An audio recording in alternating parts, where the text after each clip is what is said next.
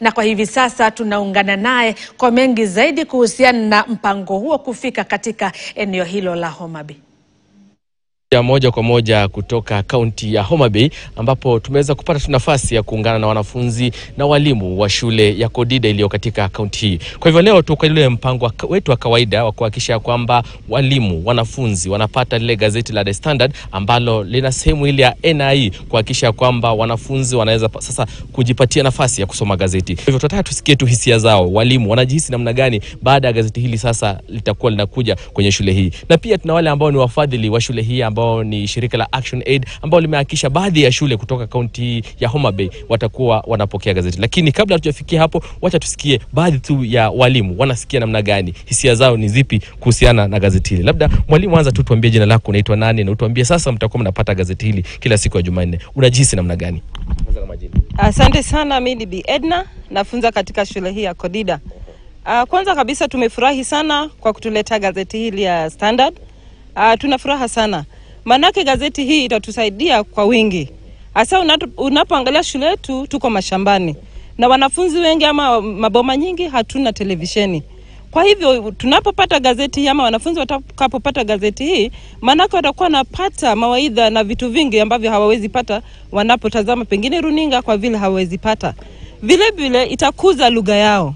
Watakapokuwa nasoma gazeti wanaweza kuzika kilugha. Kwa vile wanaweza soma na waweze kupata vitu ambavyo pengine hawajui. Gazeti hii pia itawasaidia wanapoandika. Hiyo sehemu ambayo imesema ni Jumanne, kunayo sehemu ya wanafunzi. Wanaweza ona vitu ambavyo hawawezi pata. Kwa hivyo wakati huo wanaweza jua wataandika nini kwa wakati upi. Okay, thank you very much. I'm Tyson Opeyo. I'm the deputy head teacher of Kodida. So we are very happy and very grateful for the Standard for bringing for us the magazines.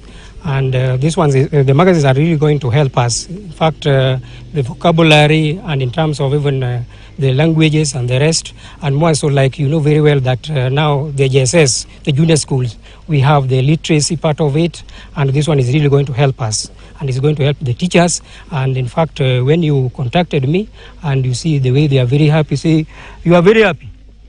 Yeah, so we are very grateful, and we just want to say a very big thank you, so that at least as we are going to continue, we are going to get positive effect from this. And this one, it's really a blessing to us. I'm Kitembe Polycarp from Kodida Primary School.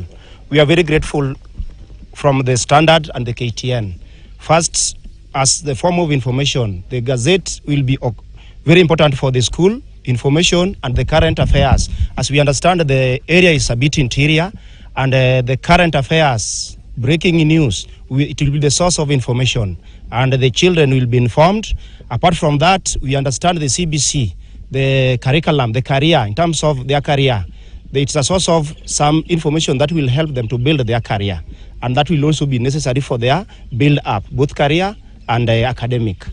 Again, talent is part of it, because if you check at the Gazette, at the back page, you will see the sports news. That will also be build their talent. We are very grateful. And we are so happy as a program, because now our children can get information at the grassroots, and they can easily know about the career. Hii sana sana tumeweza na Big Me program ambayo imeweza kufanya watoto wengi kujua kuhusu their career, ile ambayo ndoto zao za baadaye wanaweza jenga kupitia kwa hii program yetu ya Big Me campaign, na pia na Standard Media Group wanaweza kupata information kutoka magazeti. Asante. Asante sana. Umesikia, huyo ndio yule ambaye anasimamia shirika la Action Aid katika eneo hili. Anasema kwamba wanaendelea tu kuwasaidia wanafunzi ili wanafunzi waweze kujua zile talanta zao, zile kazi ambazo wangependa kufanya wanapokuwa kubwa. Na njia moja kufanya hivyo ni kuhakikisha kwamba wanafunzi hawa wanasoma gazeti wakiwa katika umri mdogo, kwani wakati wanapokuwa wataweza kujua kwamba nini ambacho wangependa kufanya katika maisha yao. Ndio maana tulikuambia Standard Group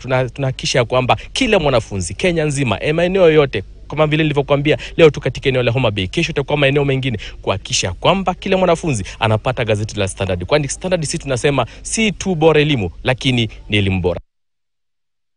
Kweli kabisa, Chris Gisiri, sio tu elimu bora ni bora. Sio tu bora elimu, ni elimu bora. Kwingineko, huku serikali ikianzisha mchakato wa kukusanya maoni kote nchini kuhusu jinsi mtaala wa elimu wa CBC unavyoendelea, washikadau wa elimu kaunti ya Kisumu wametilia hofu jinsi mtaala huo unavyotekelezwa na serikali. Kwenye kikao cha maoni katika shule ya sekondari ya wasichana ya Mtakatifu Teresa, washikadau hao wakiongozwa na katibu wa chama cha tawi la Kisumu David Obun walisema serikali imefeli kupeleka vitabu vya CBC kwa wakati